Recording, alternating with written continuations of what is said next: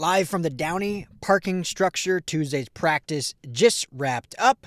Let's get into all the updates from USC campus.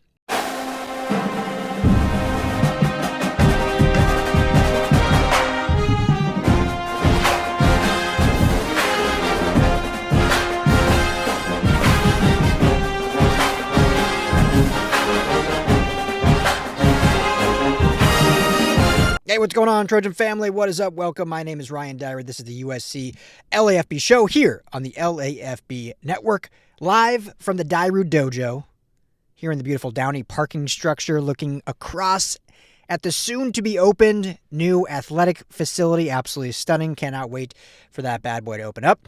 It's Tuesday night, as promised. Recap from me from this Tuesday's practice.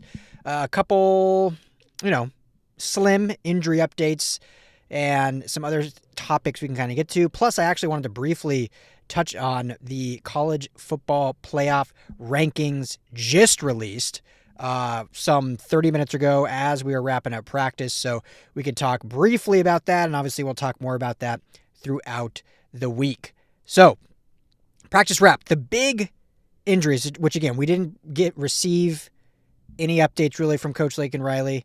As usual, he kind of waits for the mandatory Big Ten availability report that comes out 2 hours prior to the game. So some of this is reading between the lines.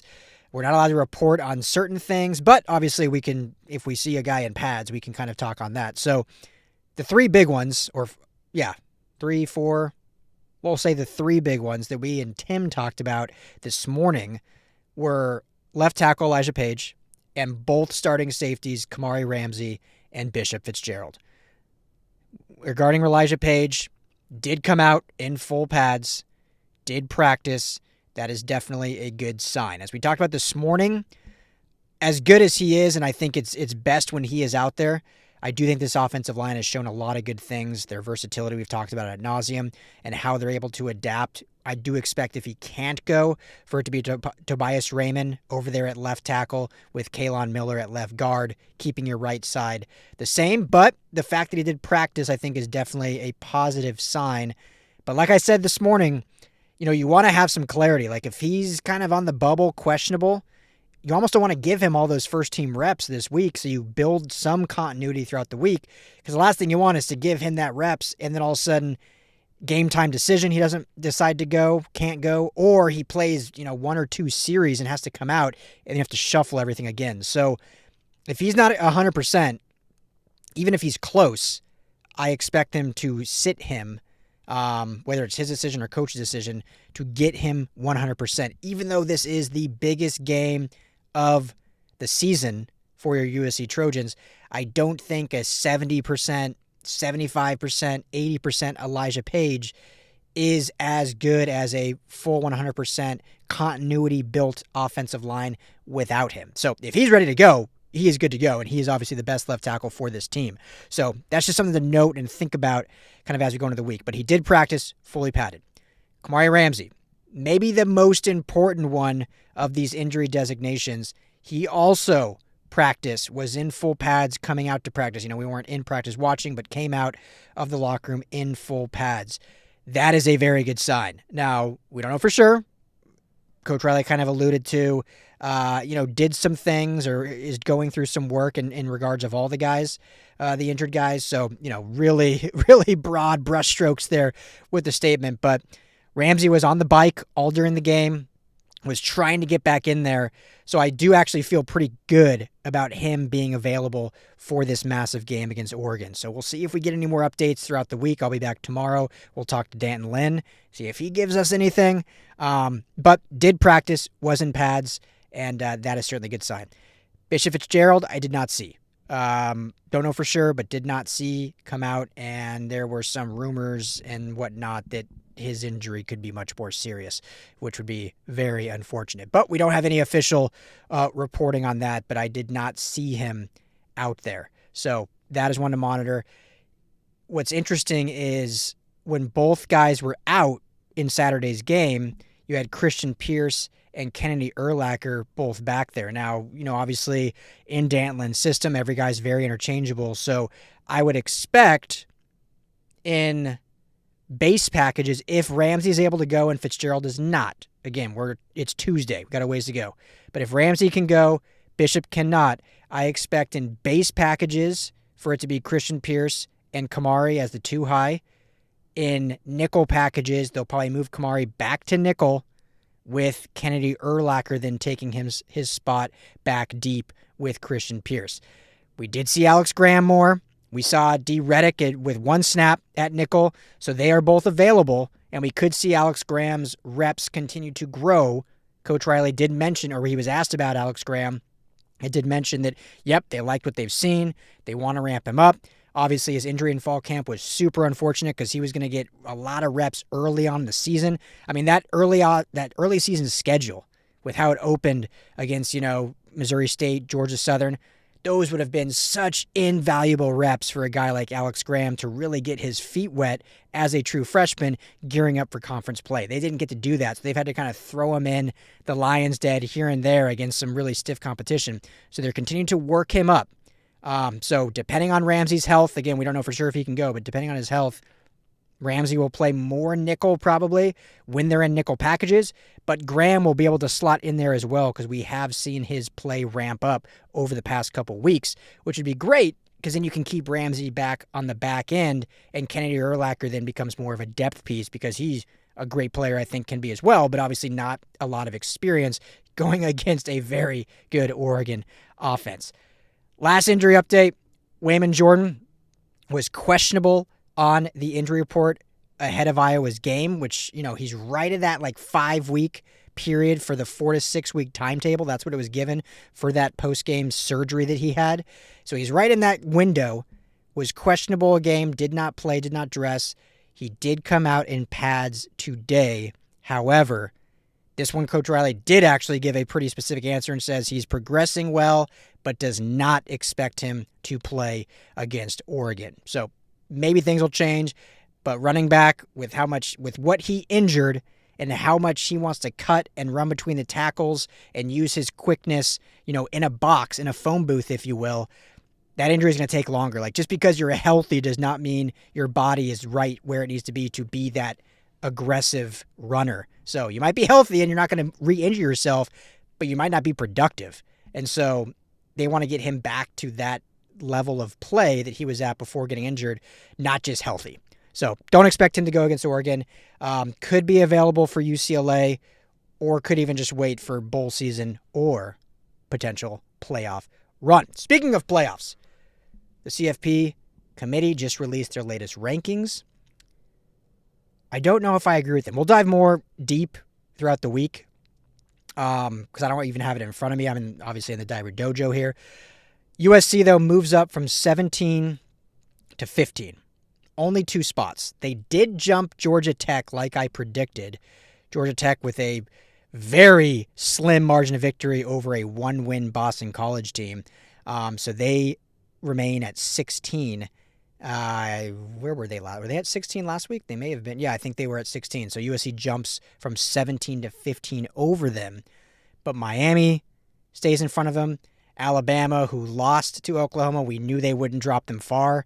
They did not drop them far. They're at, I think, 10, I believe. BYU is at 11. Utah's at 12. Who's at 13? Miami's at 14, 1 spot ahead of USC. 13, it'll come to me. I can't remember. I'll put it in the comments maybe, or one of you can comment. But I don't love it now. USC, I do still fully believe they win. We're getting ahead of ourselves. But they win at Oregon, and then obviously they got to close out and win at UCLA. I do think they will get in still. I do think they'll get. I think that win and you're in. I think for USC with the schedule they have, with that would mean they're a 10-2 football team.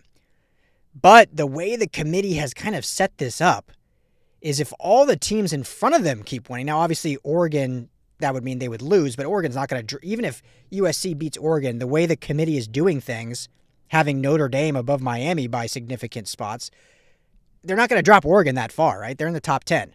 So unless Oregon's season falls apart and they lose to USC and then they lose to Washington at the end of the season, they're not going to drop very far, even with a loss to USC. So I don't want to get anyone scared. I think USC takes care of business, wins out, they're in.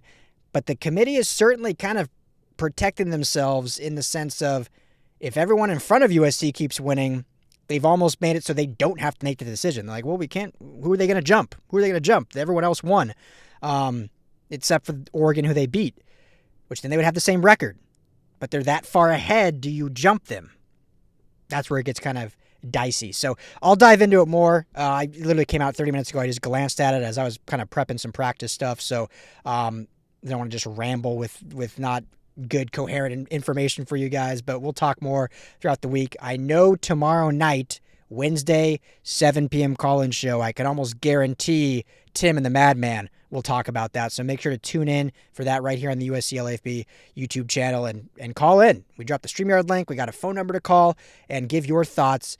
And again, USC takes care of business. I do believe they're in, but I really believe they should have moved up further than 15. I think 17 versus 21 matchup, USC wins, and to only move up 2 spots, I don't know. I don't love that. I don't love that. I think it's a little disrespectful, but it is what it is. Take care of business, and it should all take care of itself. Let me know what you guys think about the injuries. Let me know what you think about the CFP. No real other updates. We did talk to Jayden Maiava. Cool, calm, collective customers always. We did talk to Makai Lemon. He was asked about, being a semifinalist for the Blitnikoff, which I believe he might be the favorite for it right now with what he's been doing the last few weeks. And he mentioned, yeah, it's a really cool thing, but he's focused, locked in on this week and Oregon, which is what you love to hear him say, just being, so team focused and in the moment. They always say, I want to be where my feet are, and thinking about what's at stake this week for this team and for him specifically. If this team wants to win against Oregon, Makai Lemon's going to have himself a game, because every game that he has been somewhat slowed down, I mean, they've only lost one game in that sense, and Notre Dame, he went off against Illinois and they lost. But Nebraska was a challenge and he didn't get going. Like, any game that he's been slowed has been those real kind of monotonous, offensive, productive games. So the further he can go, the better chance this team has of beating Oregon. So it's good that he's locked in, as is to be expected from someone like Makai Lemon. So that's it for your practice update from Tuesday, USC. I'm Ryan Dowd. Make sure to hit that like and subscribe button here on the USC LAFB YouTube channel. Head over to LAFBnetwork.com. Check out our message board. It's free to join. Check out all of our other LA sports content over there at LAFBnetwork.com. And you can give me a follow on Twitter at Ryan Dyrud, LAFB. And lastly, make sure to check out our merch. Got some cool USC merch, Lakers merch, Dodgers merch, Rams merch, Chargers, whatever teams in LA you're a fan of, we've got custom designed merch for you. And if you want to become a member of the channel, help support us financially, that is a huge sense of gratitude from me. So thank you. Appreciate you, family. As always, fight on.